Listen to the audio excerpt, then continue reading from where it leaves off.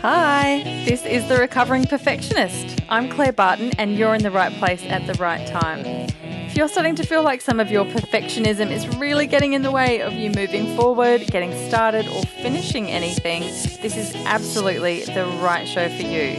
This is rehab for your perfectionism, baby, so grab yourself a glass of wine or a cuppa and let's get stuck into it. I am here with the lovely Liz Scarfe, who is a process-oriented psychotherapist and facilitator and trainer based in Melbourne. Hi, Liz. Nice to see you again. It's good to see you too, Claire. Thanks for having me. No problem. Great to have you here. So for everyone watching and listening, Liz and I first came across each other probably about 6 months ago, I think, something like that. Yeah, that's right. And I think I was your avatar interviewee when you were doing some market research. And then I had a wonderful session from you afterwards. And I just loved your energy. I loved how you spoke. You were very articulate and obviously really passionate about everything you do. And the whole inner critic stuff was something that was kind of fairly new to me, I guess, in the last 12 to 18 months that I've started to understand what the hell it even is.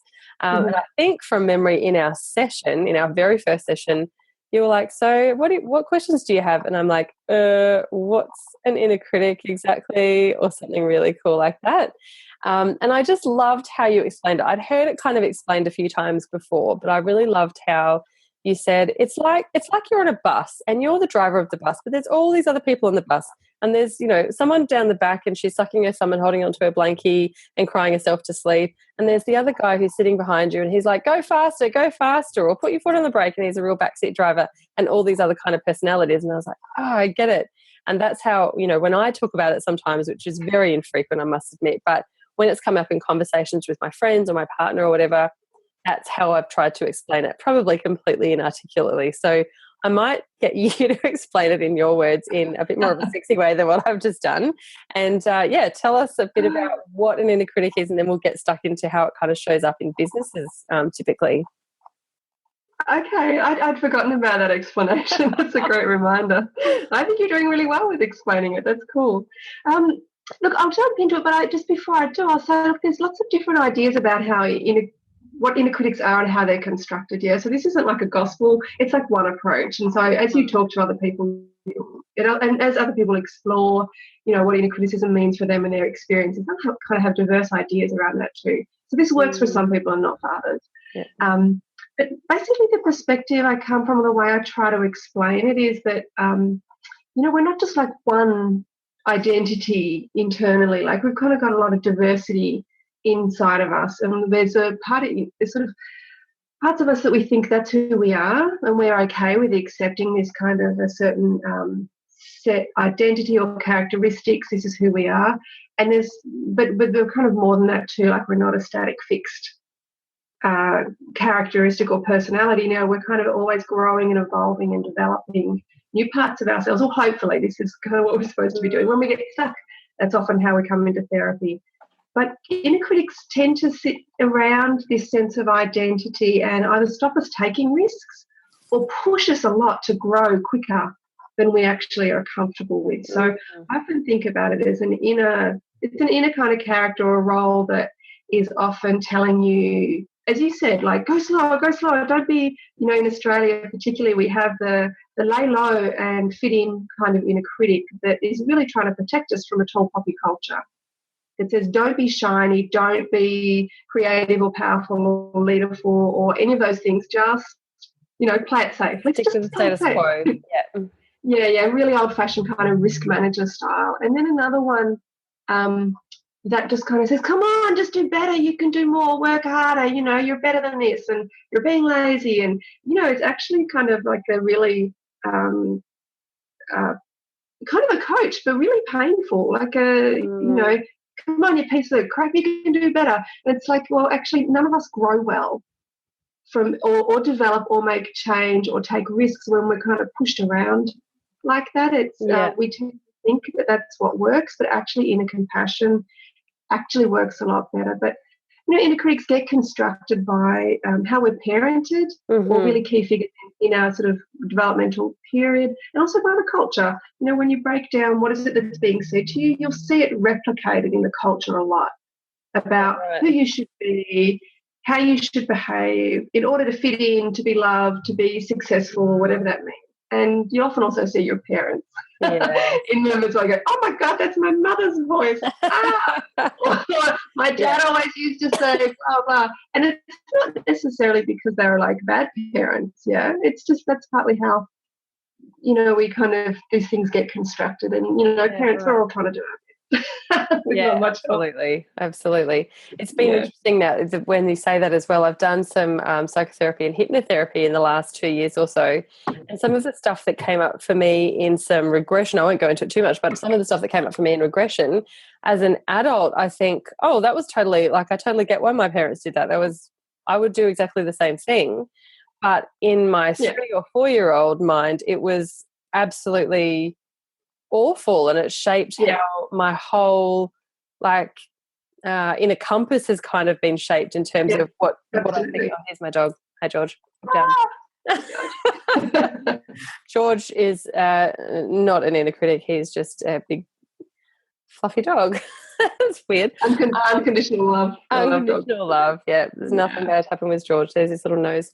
So I think it's really interesting about kind of understanding what they're there for. And I remember when we chatted last time that some of them are there, even the ones that are kind of going like, come on, you can do it, you can go, just do it, you can totally do this, like you can run that marathon next week, you don't need to train, you can do it, you're cool. And they're the ones that you kind of think like, yeah, I can do it. But then actually that's also kind of an inner critic, because it's also sort of setting you up for failure. And then there's the other inner critic who's going, told you couldn't do it. Who did you think you were that you could just go and, hi George, you could just go and do a marathon, that sort of thing.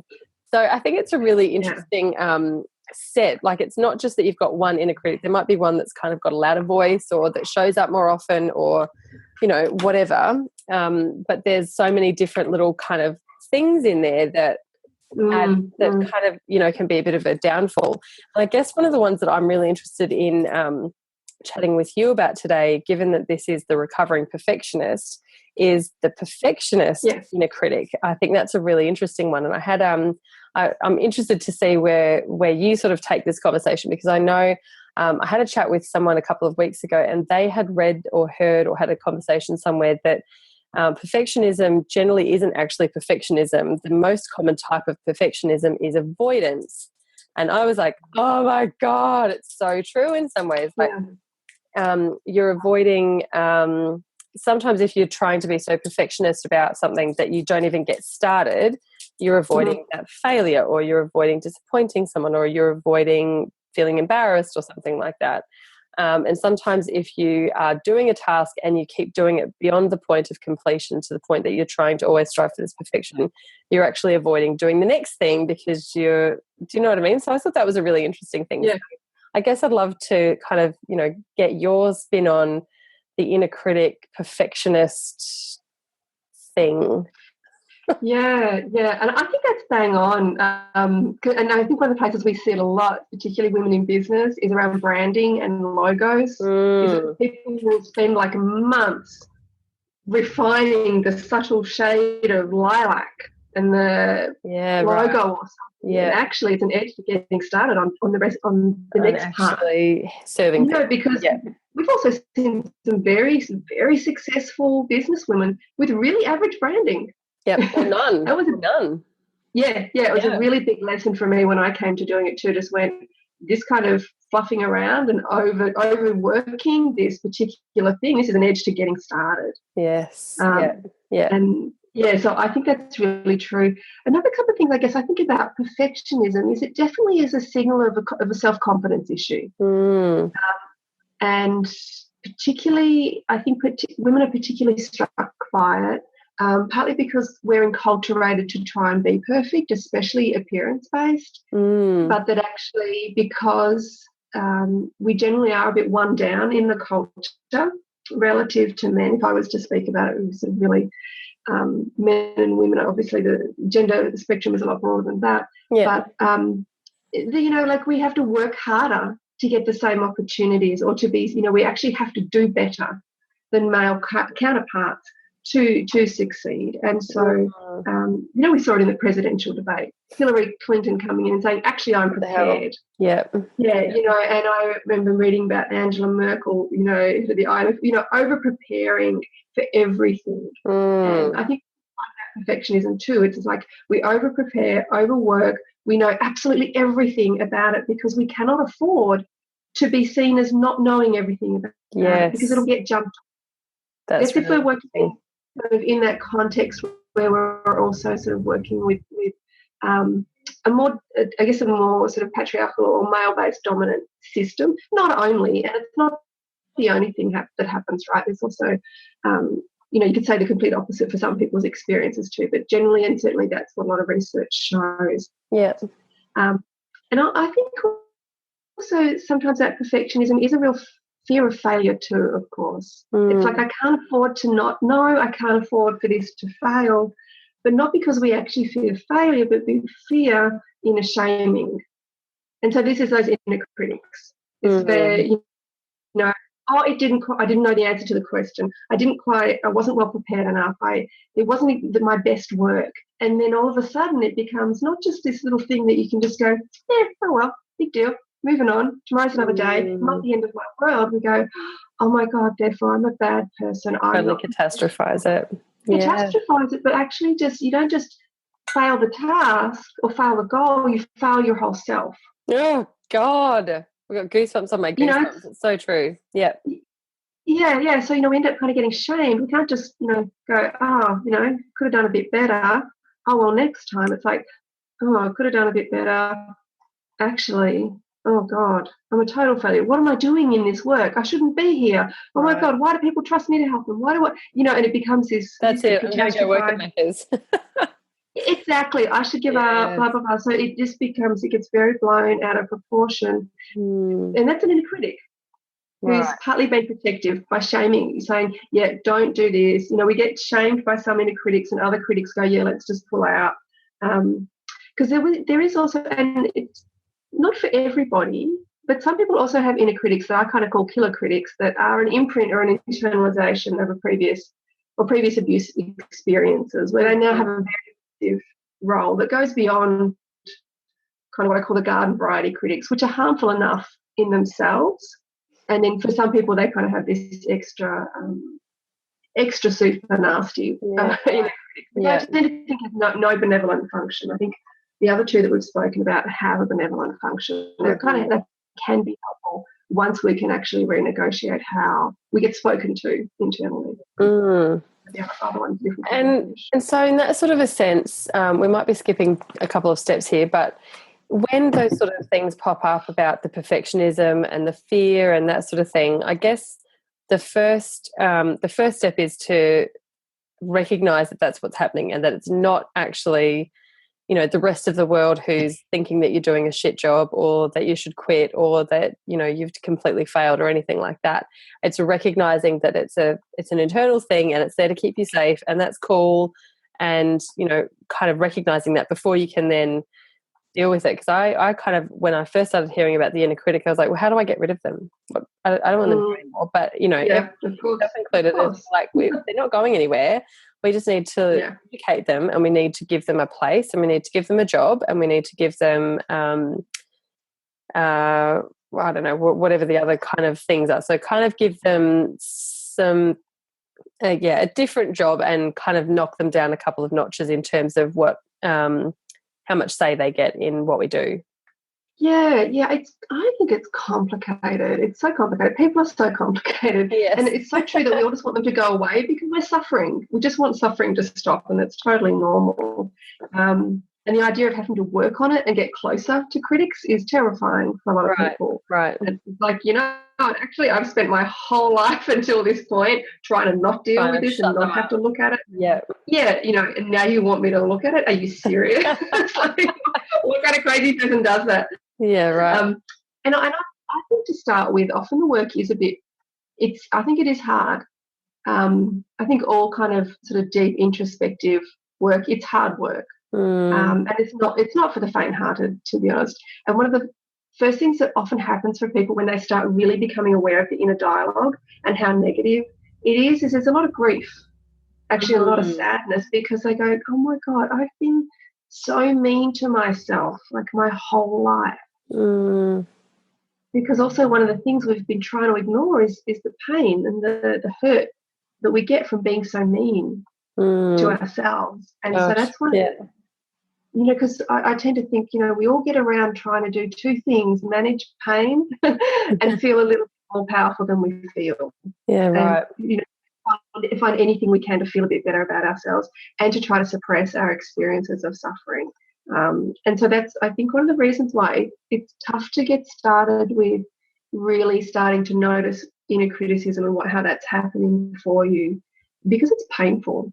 It's really tough. And it's partly why I tend to think people should do it on their own a lot, because there has been, it's an abusive dynamic, basically.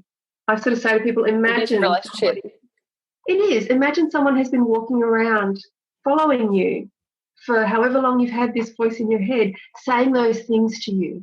Like, who would put up with that? Or, that would destroy you, kind of thing. Like, it's, it's tough stuff, and it shouldn't be underestimated. And I think that, noticing is the first step, but it must also really kind of go hand in hand with being able to stick up for yourself and learning to protect and say, that's not okay. No one talks to me like that. Yes. You got something to say, you can say it, but you got to be nice to me about it. Yeah, right. And I've seen a lot of things where people just say, just notice those thoughts and say thank you and let them go. And I'm like, no, don't actually. Yeah. You need to stop and confront them. It's like watching a kid getting bullied and just standing there and watching. That's actually worse for the kid that's being bullied, because if you just stand and observe, if you just stand by and observe, you become complicit with the abusive figure. Yes, that's right. Yeah. You're basically saying to the person who's being, harassed or bullied, I'm not going to do anything about it. You're not worth it. Yeah. I'm not going to stick up for you. I'm just going to stand by and watch. Gosh. And when we do it inside, it's like it's not actually helping the parts of us that are suffering and getting hurt. Just to be noticed is not enough.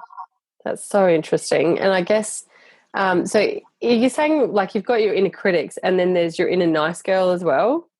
Or is that, like, are they kind of having a little bit of a battle inside, and then me sitting here in this physical space, I'm the one who needs to go, hey, you two talk nicely to each other, sort of thing? Is that kind of the relationship, or is it more like the inner critic and me? Look, it's interesting, isn't it? I reckon different people can construct this and think about these characters in different ways that totally work for them. When I work with people in therapy around this, one of the first things we do, because safety is so important to me in therapy, it's not okay to just be really maverick with people's processes, and especially around abuse. And so we spend a lot of time working around safety, and particularly inner safety. So we're looking for protective figures to start with. And so I get people to kind of think about who could protect them from this kind of inner figure. Is there someone they know?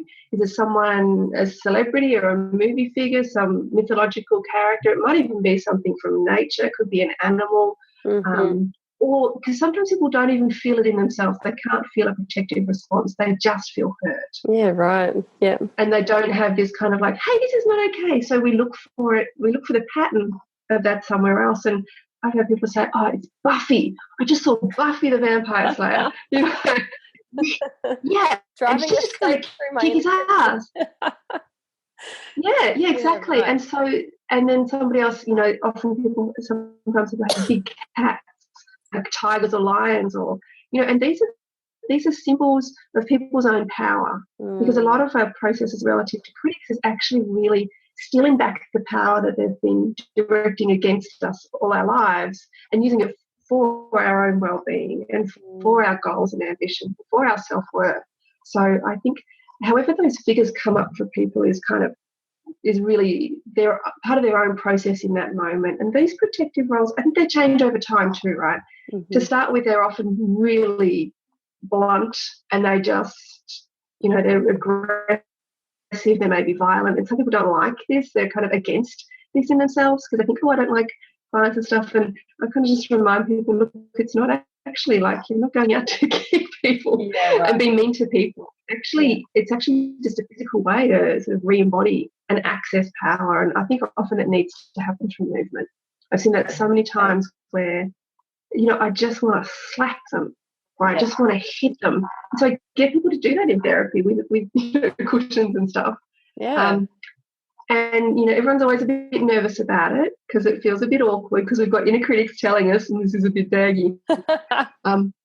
But it's always incredibly profound. They just go, wow, I just noticed this thing in my body, or it's this, or, it just, So I'm always kind of looking for the signal of how does protection show itself right now? What kind of channel of experience, what kind of character, what's the essence of that? And then in that moment, that's the perfect way to start kind of really defending yourself relative to inner critics. And the next week it might be something different, or you might stick with that style for a year. Yeah. It's very individual, but for me, the work always needs to start with a lot of protection where people can just start building that muscle of going, not okay, not any debating, not like, but we've had a tough week, or I've got 5 kids, or blah blah. It's like, don't make excuses for ourselves against inner critics. It's like just engaging and feeding the diatribe. It's just like, don't be mean to me. It's not okay. It's so interesting. Kick your ass. yeah, exactly. Or I'll get Buffy onto you. Exactly. I'm going to kill you. I'm going to kill you. Is another thing too. It's very powerful. Yeah, right. God. So I guess 2 things. In the case of like doing things in real life, is say if you get something sort of critical pops in your mind, up in your mind about someone else. So it's not an internal thing. It's like what is that person doing? Or that was a stupid thing, or whatever kind of thing pops up. Is that still an inner critic kind of a voice? Yeah. I think like so. outer critic. I think there's a couple of, we project our inner critics onto others a lot, right? So we project them into the relationships with people we know. And I often share this example where, like I'm a little bit messy around the house. I feel a little critical of myself that I'm a bit messy. And so if I didn't know much about inner criticism, I could watch my husband tidying up the house and I could think, there he goes, having a go at me about being messy, and feel attacked, right? Yes. But he's just walking around tidying up because that's what he feels like doing. Yeah. If he was like huffing and going, and shooting me dirty looks, then this is not a projected critic. He's critical. But if he's not doing any of that, it's me projecting my criticism onto him. Yeah. And then we also do it out with people we don't even know. We do it out in the world. You walk into a restaurant or a party and all of a sudden you feel self-conscious about what you're wearing. Mm-hmm. It's because you've projected your inner critic onto other people that they're thinking about, negatively about how you look. And maybe they are, maybe they're not, maybe they don't care, they don't notice you, all kinds of things. I think we can't really know. But I think, when the other thing we're doing when we're judging other people a lot is we're trying to make ourselves feel better because we don't feel very good inside. Yeah. It's like if we can say, oh, look at that, it makes us kind of for a moment go, it's not me, I'm a little bit better than that. And oh my gosh, dirty kind of power though. Yeah, it is. Yeah, it's a dirty kind of power though. It's not good for us, it's not good for them. But also I just kind of people do what they can with what they've got.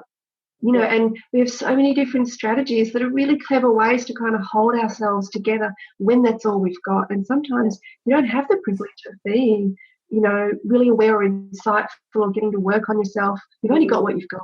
Sure. And so, I don't like to kind of judge people for doing that. I do it too. There's times where I don't feel grounded in who I am and my own power and my own innate worth. And so I can think, I'm better than other people sometimes.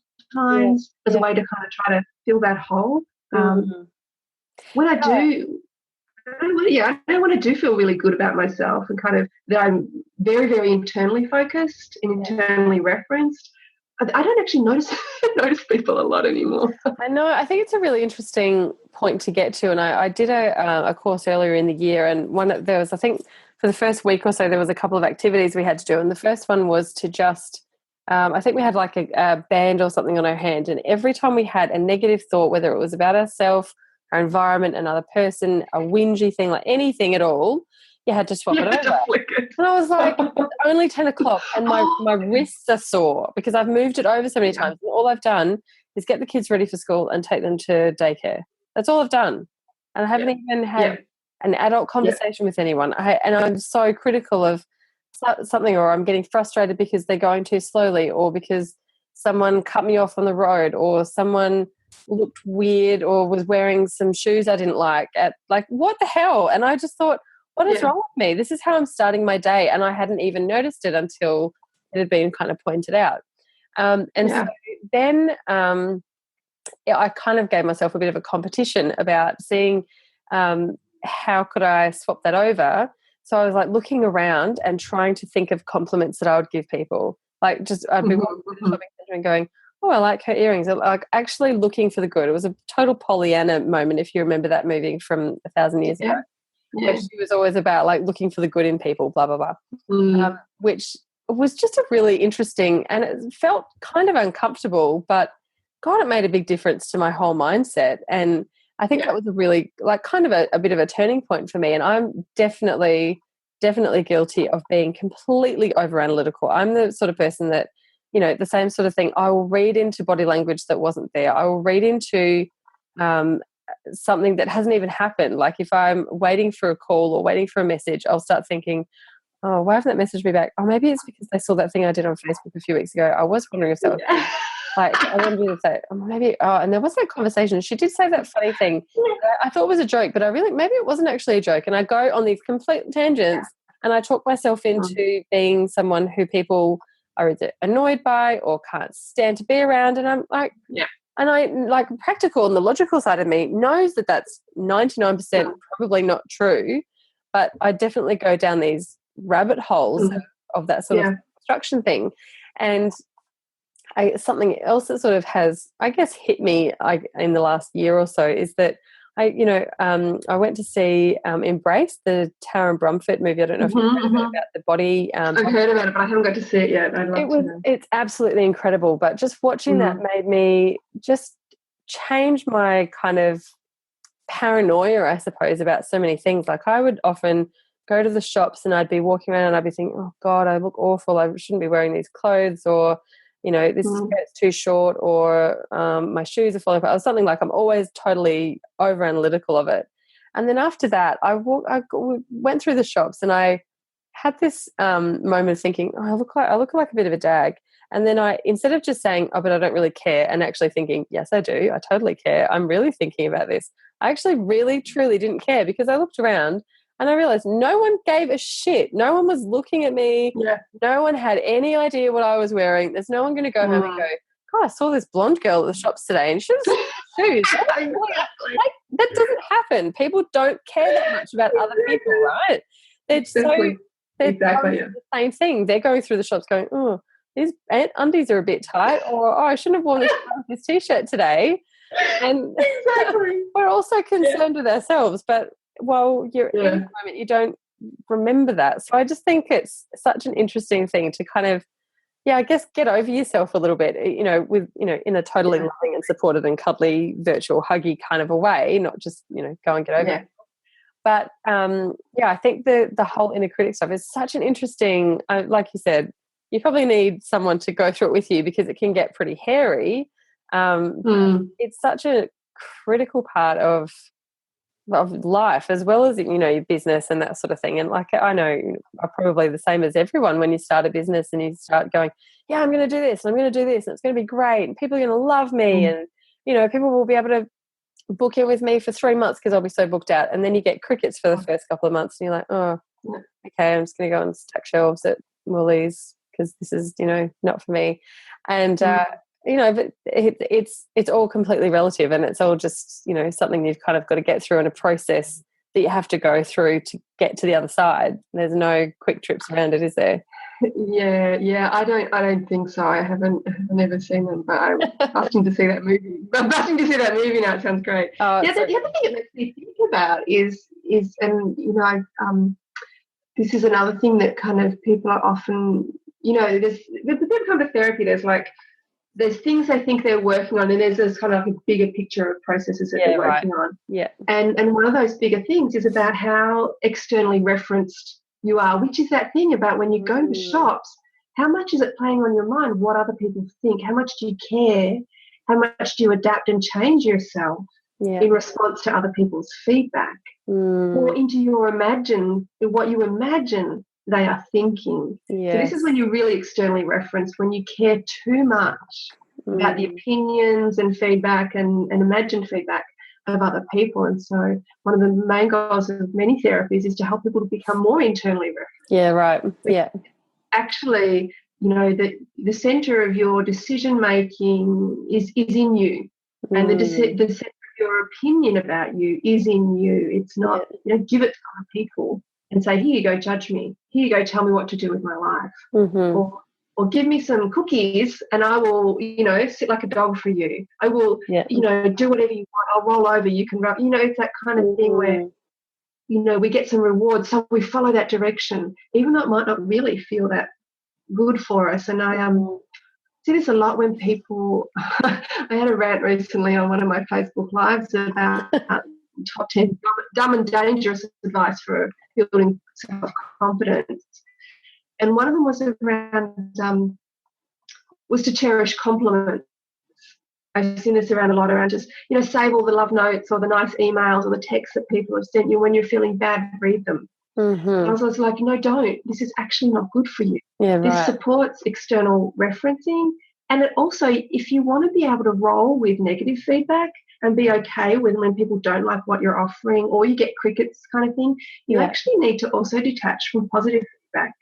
You can't just have one and be, water off a duck's back for other stuff. If you care about what people think about you too much, you're going to care about the positive and the negative. You can't get resilient negative feedback while puffing yourself up on positive feedback. You've kind of got to go, you know what, your feedback, either way, it's interesting, it's information. I'll take it in this far, but it won't get all the way in me. I will analyse it first, because what I think of me matters most. And the truth that I'm following, the feedback that I'm following actually matters most. Yeah. And I think this couples in with inner criticism too, because inner critics, they're so often playing on that, what does everybody else think? Because this is what the culture teaches us to do, to be judged by everybody and to line up to some kind of ridiculous idea of perfection or success or lovability.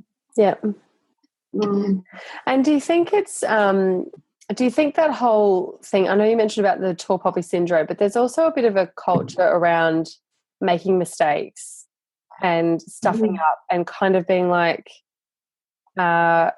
automatically blaming someone else or automatically trying to deflect it and make excuses for it, rather than going, yep, I stuffed up, I'll try better next time, or I won't do it again, or I will learn from this, that sort of thing. But I think it's and I don't know, maybe it's just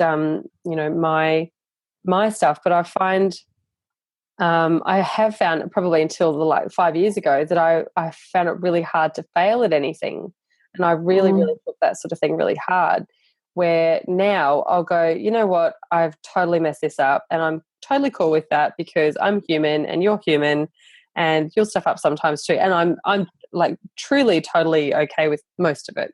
I won't say 100%. There's still a bit of a thing there, but I think that's a really big thing as well. And I think it's probably a way that we've been brought up in a masculine kind of energy somehow, that there's this kind of stoicism and not even just resilience, but just this like almost arrogance to say, no, I don't stuff up, I did that on purpose, or I was trying that out, and getting really defensive about making mistakes rather than going, woohoo, I made a mistake, I gave it a bash. Yeah. And I think, the new kind of, well, certainly new to me, the new sort of feminine dynamic of business and just any sort of relationships feels a little bit uncomfortable to start with, because we've been taught not to stuff up and to always come across to your clients or to your tribe or to your peers, and especially anyone who's working for you, that you are seamless, you've got all your shit sorted out, you know exactly what needs to be happening, you've got it all planned out, everything's all, sweet as. but now, you know, in a different world, especially when you're doing your own business and that sort of thing, that there's no one kind of testing you. There's no one, like, no one cares unless you know, stuff up someone else's business or you're a total pain in the ass. It doesn't really matter. So it's kind of taking, like, devaluing some of the things that we previously thought was important, i.e. getting it right all the time. Yeah, it's funny, isn't it? I think there's so many places where that comes from. You know, like when you're a kid, like you're learning to tie your shoelaces kind of thing, but your parents need to leave the house in a hurry and all of a sudden they're huffy and impatient with you. Oh, let me just do it for you. You know, so many little things like that. Guilty. Kind of, our space, yeah, me too. Our space for getting things wrong is so small psychologically. Yes. We don't have a lot of space and freedom to learn. And the school system doesn't support, you know, a real love of learning and exploration. Either it's a yes, no. Did you get it right? Did you not get it right? And if you got it right, then you're going to get pats on the back. And if you didn't do very well, you're in remedial reading. Or, you know, oh my gosh. Yeah, like it's a little bit shaming. And I think it's kind of everywhere. So it's no surprise that a lot of us don't actually do failure very well. Yeah. Or it means we can't take risks, or we can't be a little bit different. You know, we can't sort of be a bit unique.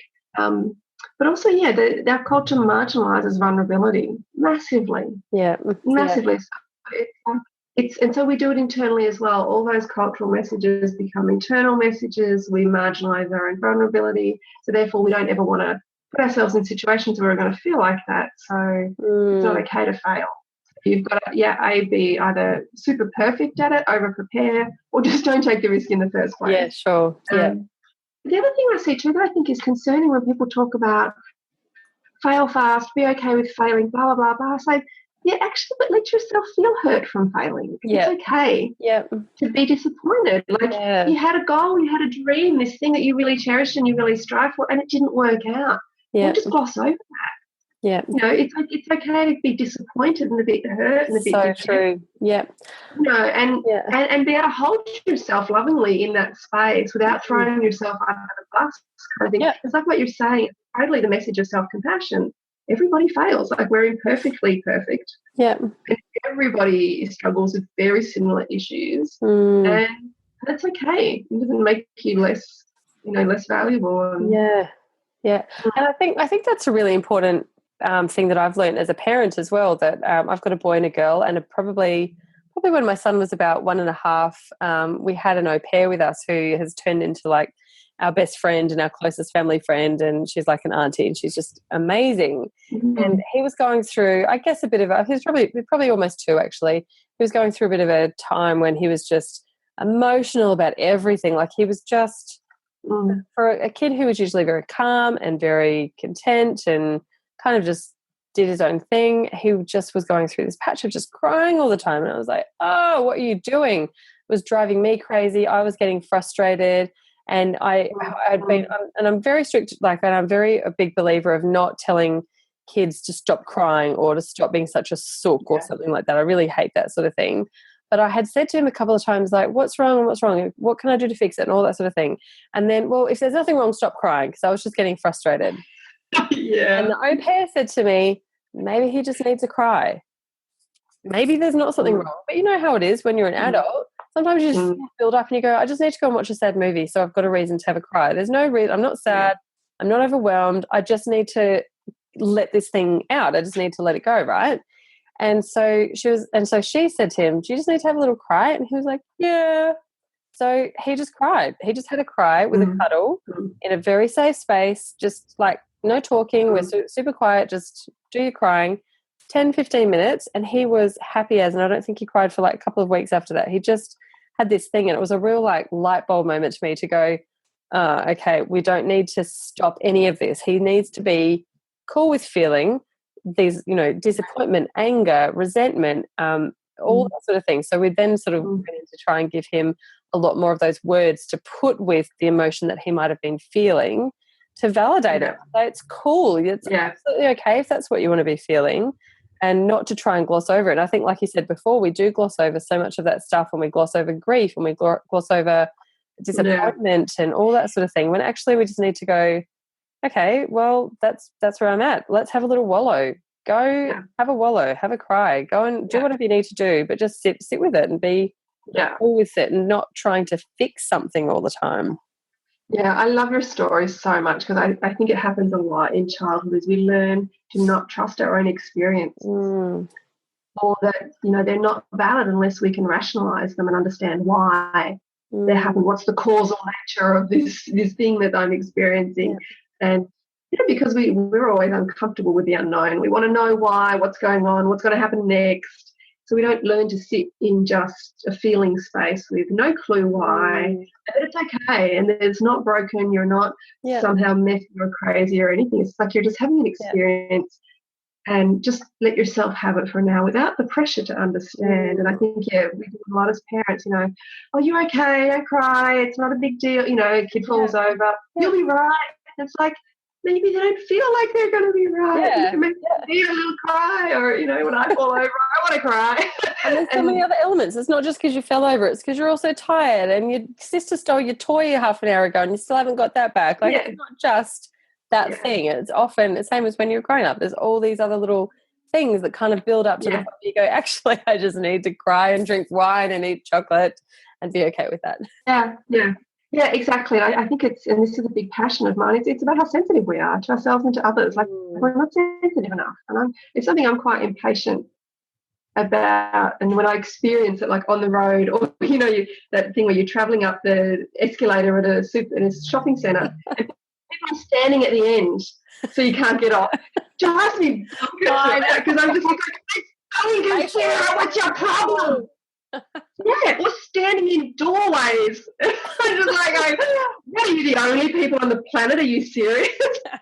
and it's not that and then I kind of can calm down and be a little bit compassionate. Yeah, sometimes I'm a bit clueless about my environment too. Yeah. But what it is really deeply for me is I'm very passionate about sensitivity in a more caring world. And then how do we build that? And I think the place to start is we have to do that inside, internally first, be more sensitive to our own suffering. And I think it's particularly difficult if you're quite privileged, if you're a white middle class, mainstream kind of person, and you're slightly socially aware, you can go, wow, I have it better than other people, I really shouldn't complain. And so we marginalise our own or our own sort of suffering. And we do as well, right? We're all worried about how big is our butt, am I wearing the right clothes, is my hair shiny enough, I'm going bald, all these little things, they're like little micro-isms that we're experiencing, and we suffer around.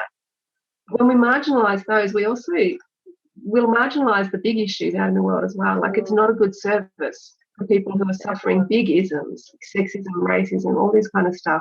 It's kind of like saying, on one hand, oh, you're allowed to suffer, but I'm not. But that gives a mixed signal about suffering. But there's only really one person in the world who's allowed to suffer, that person who's got it worse than everybody else. Yeah, right. And, because we kind of we start comparing our suffering to others as a way to minimise it.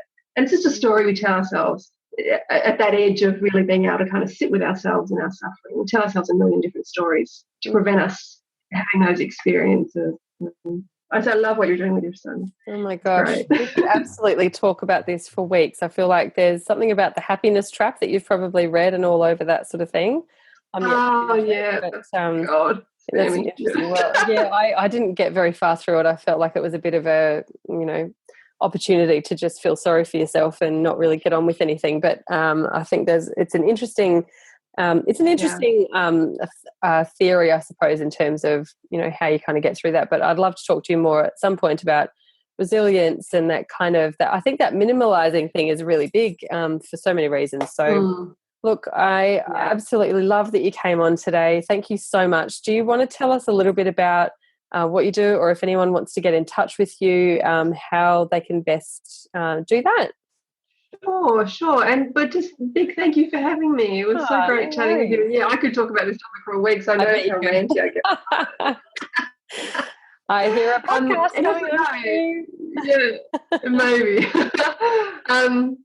So the best place to find me is at cultivatingconfidence.net. So this is the site for my private practice, and I blog there a lot, sort of at the deep end of the pool, because that's what I'm interested in, relative to kind of the inner human experience and confidence. And Critic issues and power issues.